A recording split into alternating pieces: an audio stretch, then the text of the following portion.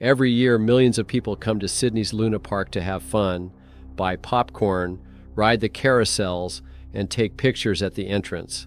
They don't know that beneath their feet lies one of the darkest secrets in Australian criminal history. Here, a crime boss once staged a mass murder for a piece of land, bribed the police, and enjoyed 45 years of impunity. On June 9, 1979, something more than a tragic fire occurred here. That night, 7 people died, not because of an accident or negligence. They were victims of a carefully planned arson attack organized by one of Sydney's most influential crime bosses. 45 years later, witnesses still remember the distinctive smell of kerosene that hung in the air before the fire. The official version said it was a discarded cigarette, but the reality was much darker. Corrupt police officers destroyed evidence in a single day. More than 60 witnesses were never interviewed. The detective leading the investigation was taking bribes from the very man who probably ordered the fire. The truth was buried as deep as the victims, but the truth has a habit of coming to the surface. For Jenny Godson, June 9th began as the happiest day in a long time. The family had traveled to Sydney from western New South Wales for the last few days of their vacation. Her husband John planned to spend the day sightseeing with their sons Damien and Craig. In the morning, they visited Taronga Zoo, where the boys were thrilled to see the animals. By evening, everyone was in high spirits, looking forward to ending the day at the famous Luna Park. Around 9:30, as the park was getting ready to close, Damien and Craig begged their father to take them on the ghost train one more time. They still had tickets and wanted to make the most of their last chance. John agreed. Jenny was going to go with them, but suddenly she was overcome by a strange desire. "It occurred to me that I wanted ice cream," she recalled later. "It was the strangest feeling." She offered the boys ice cream, but they declined, preferring the ride. John and his sons headed for the ghost train, while Jenny went to the kiosk. She planned to meet them at the exit in a few minutes. That meeting never took place. A spontaneous craving for ice cream saved Jenny's life, but condemned her to a life of unbearable loss. She was the only survivor of the Godson family. That same night, 4 students from the prestigious Waverley College were experiencing a moment they had been waiting for months. Jonathan Billings, Richard Carroll, Michael Johnson, and Seamus Rahilly, all 12 or 13 years old, had been given permission by their parents to go on a trip without adults for the first time. The negotiations had lasted for months. The parents were worried, the boys insisted, and finally a compromise was reached. Jason Holman, the youngest of the group, went with them. For him, this evening was supposed to be the night of his life, as he later recounted. The ghost train was supposed to be the culmination of a perfect evening. Ghost Train was not just entertainment. It was a piece of history brought to Sydney from Glenelg in 1935. The attraction was a 590-foot maze of winding tracks laid in complete darkness. Metal cars for 2 people carried passengers through a series of dark rooms filled with scary mannequins, eerie music, and special effects. Darkness was a key element of the design. It created an atmosphere of fear, but it also made evacuation nearly impossible. By 1979, the attraction had become an anachronism. Wooden structures, plastic decorations, electrical wiring that was 40 years old. Ted Hopkins, who ran the park through Luna Park Sydney Tai Ltd, was aware of the safety issues. In December 1977, 18 months before the fire, consultants recommended installing a sprinkler system. The North Sydney Council and the fire department supported the recommendation. Hopkins ignored all warnings. Sprinklers were not installed, emergency lighting was absent, and staff had not been trained in fire safety procedures. But the problems with the ghost train went far beyond negligence. The attraction was at the center of a more complex game. Abe Saffron, nicknamed Mr. Sin, already had business interests in the park. His company, Arcadia, supplied about 100 slot machines, providing a steady income from operations. However, Saffron was not interested in the profits from the machines. His eyes were on the land itself. The Luna Park site was located in one of Sydney's most expensive areas, next to the bridge over the harbor. The land belonged to the New South Wales government, but was leased to Luna Park Sydney Pd Lantid. For a man with Saffron's ambitions, this plot was a gold mine. Hotels, commercial buildings, luxury real estate. The potential was enormous, but there was one obstacle: the existing lease agreement. On the evening of June 9, 1979, that barrier was to disappear. At around 10:10 p.m., Elena and Frank Uhashi finished their ride on the ghost train. They were among the last passengers to ride the attraction in its normal state. During the ride, Elena noticed a suspicious fire effect, colored lights and fabric that looked like real flames rather than ordinary decorations. But the couple assumed it was part of the show and did not report it to the operators after exiting. At about the same time, the Godson family and students from Waverly College were boarding the cars for their fateful ride. Jonathan Billings and Richard Carroll took the first car. Seamus Rahilly and Michael Johnson sat in the second. Jason Holman, as the youngest, was last in line and found himself alone in the third car. The Godson family settled into the following cars. At 10:15 p.m., a temporary ride operator noticed smoke. The regular ghost train employee was absent that evening and was being replaced by someone unfamiliar with the normal operation of the ride. At first, he thought the smell of smoke was part of the effects, but when the smoke grew thicker, panic showed on his face. The operator managed to save only one person. He grabbed Jason Holman and threw him over the railing, despite the boy's protests. "Put me back! What are you doing? I have to be with those guys!" Jason shouted. But it was too late. The car with his friends disappeared into the tunnel, where fire and smoke quickly turned the fun ride into a deadly trap. Inside the ghost train, a nightmare began. Flammable materials ignited instantly. The lack of emergency lighting turned the maze into a deadly trap. Passengers who had left the cars tried to find their way out in complete darkness, choking on smoke. John Godson fought until the end. When rescuers found the bodies, his arms were stretched out toward his sons, Damien and Craig. He had tried to protect them, but the ghost train maze left them no chance. Firefighters arrived quickly, within minutes of the call at 10:14 p.m., but the park's internal water supply proved insufficient. Firefighters had to stretch hoses to Sydney Harbor, using seawater to fight the blaze. An hour later, the fire was brought under control, but the ghost train was reduced to charred ruins. Jenny Godson was waiting at the exit with ice cream in her hands when she saw the smoke. She rushed toward the ghost train but was stopped. Her spontaneous desire for ice cream saved her life, but left her with lifelong trauma. Jason Holman, the only survivor from the group of school children, watched the fire in shock. He lost all his friends in one night. By midnight, the tragedy was over. 7 people were dead. The ghost train lay in ruins. Luna Park was closed for investigation, and so began the second tragedy.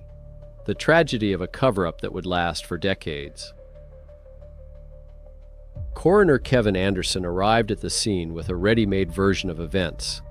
From August 13th to 29th, 1979, he conducted a formal investigation that was more like a performance than a search for the truth. Electrical experts examined the remains of the wiring and concluded that the attraction's permanent electrical wiring was unlikely to have been the source of the fire. However, they were unable to completely rule out this possibility. On September 3rd, Anderson delivered his conclusion. "The cause of the fire cannot be determined with certainty," he announced. The coroner cited the ignition of flammable debris from a cigarette or match discarded by a passenger as the most likely cause. The version was convenient, safe, and completely unconvincing to those who knew the truth. But Anderson was not the one conducting the actual investigation. The key figure was Detective Inspector Doug Knight, who was in charge of the police side of the case. And it was here that the most serious crime began. Not the arson, but its cover-up. Knight made a decision that determined the outcome of the entire case. He did not establish the location of the fire as the scene of the crime. He did not call in armed guards to protect potential evidence. He did not call in forensic experts to search for traces of accelerants. On the morning of June 10th, less than 12 hours after the fire, the scene was completely cleared. All the debris was removed. All possible evidence was destroyed. No tests for accelerants were conducted. No one looked for traces of kerosene, although several witnesses later reported its characteristic smell on the night of the fire. Katie Duar was working at a Luna Park kiosk on the night of the fire. She saw suspicious circumstances and was willing to testify. The police ignored her. More than 60 witnesses were not interviewed. The coroner's investigation was limited to a small circle of people who supported the accidental fire theory. Abraham Safran built his empire on vice. In King's Cross, he was known as Mr. Sin. Illegal gambling, prostitution, unlicensed alcohol sales, loan sharking.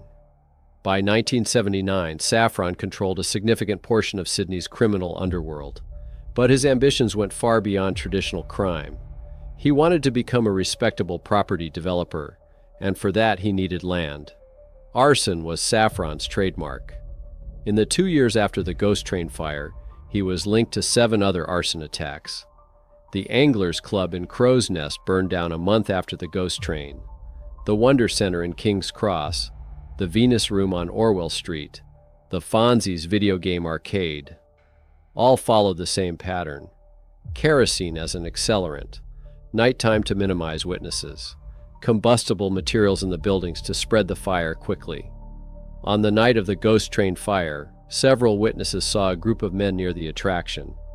They were believed to be members of a motorcycle gang that Safran had hired to do dirty work. Witnesses heard these men discussing the use of kerosene in matches. One of them allegedly said, "You shouldn't have done that," shortly before the fire was spotted.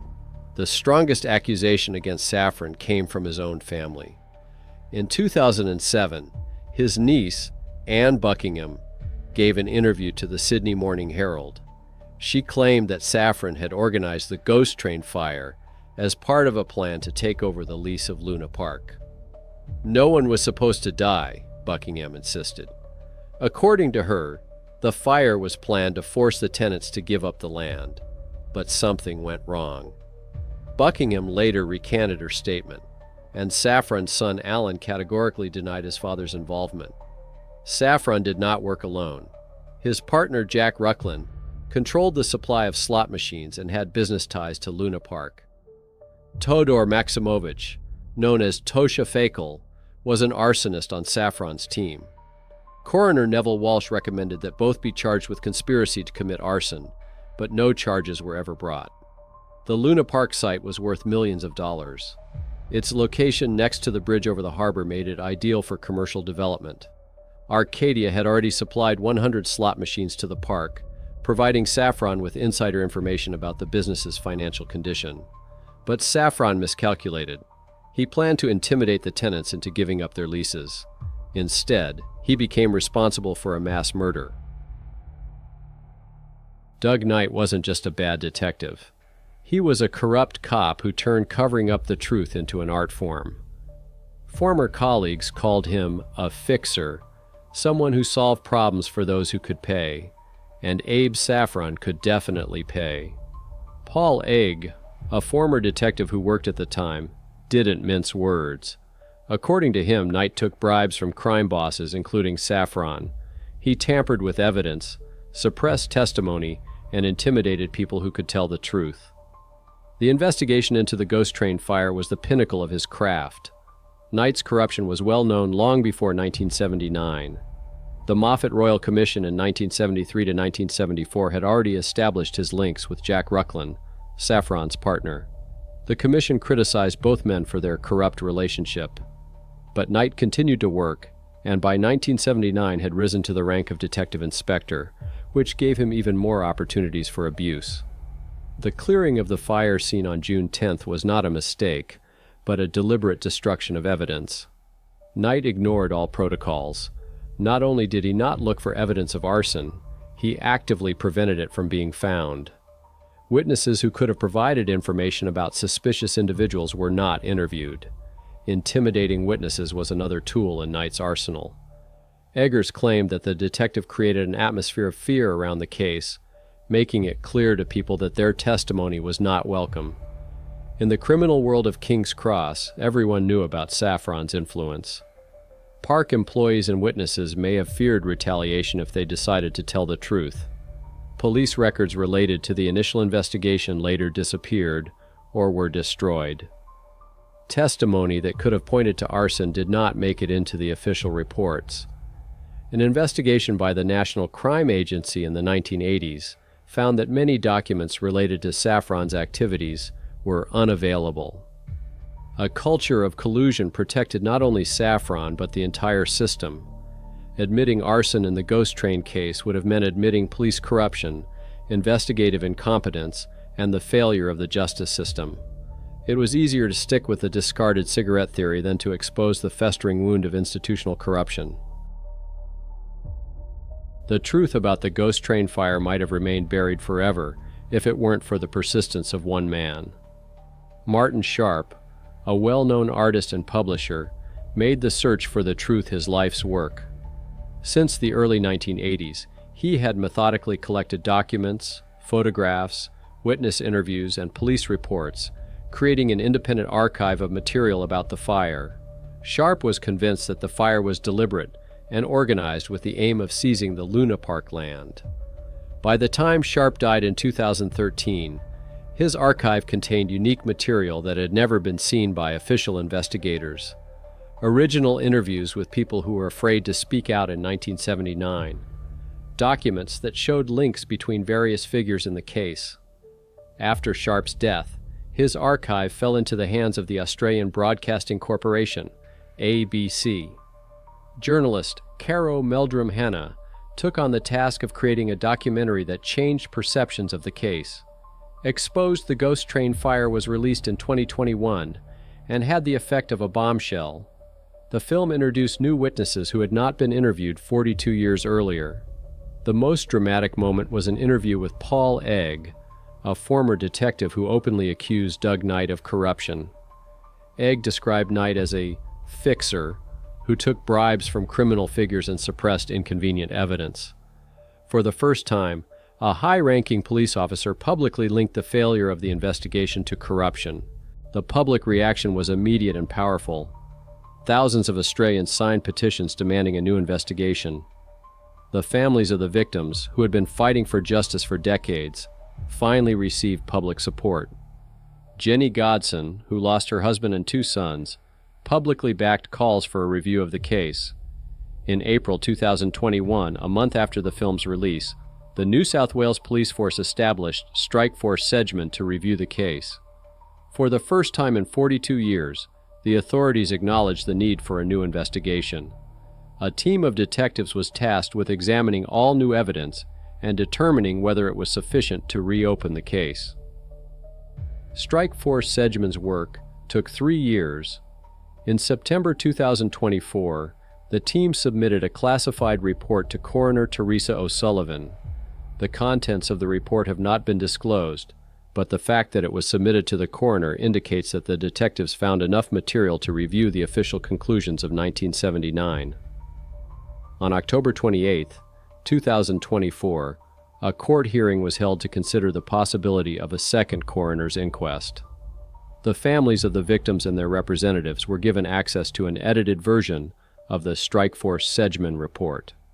Lawyers insisted on a full review of the case, taking into account the new evidence of arson. Every year, Jenny Godson brings flowers to the memorial plaque in Luna Park. 3 of the 7 names belong to her family: John, Damien, Craig. Standing next to her are relatives of students from Waverley College who have not forgotten their children either. They read the names, remember the faces, talk about plans that will never come to fruition. At the same time, just a few miles from the memorial, hotels, restaurants, and commercial buildings stand on land once controlled by Abe Saffron. His criminal empire has long since become part of Sydney's respectable business community. Money earned through vice and crime has been turned into legitimate investments and thriving businesses. Saffron died in 2006 at the age of 86, never punished for the ghost train fire. He lived to a ripe old age, surrounded by family and wealth. Doug Knight also escaped responsibility. The detective who destroyed evidence and suppressed testimony ended his career without consequence. Luna Park continues to operate, welcoming millions of visitors each year. A large arena now stands on the site of the ghost train, hosting concerts and shows. New generations of children laugh and scream on the rides, unaware of the tragedy that occurred beneath their feet. But for the families of the victims, this joy is overshadowed by injustice. 45 years later, they are still waiting for answers. Who exactly ordered the ghost train to be set on fire? Who specifically carried out the order? Who in the police received money to cover up the truth? But a memorial plaque remains the only monument to justice in this story, and the fight continues.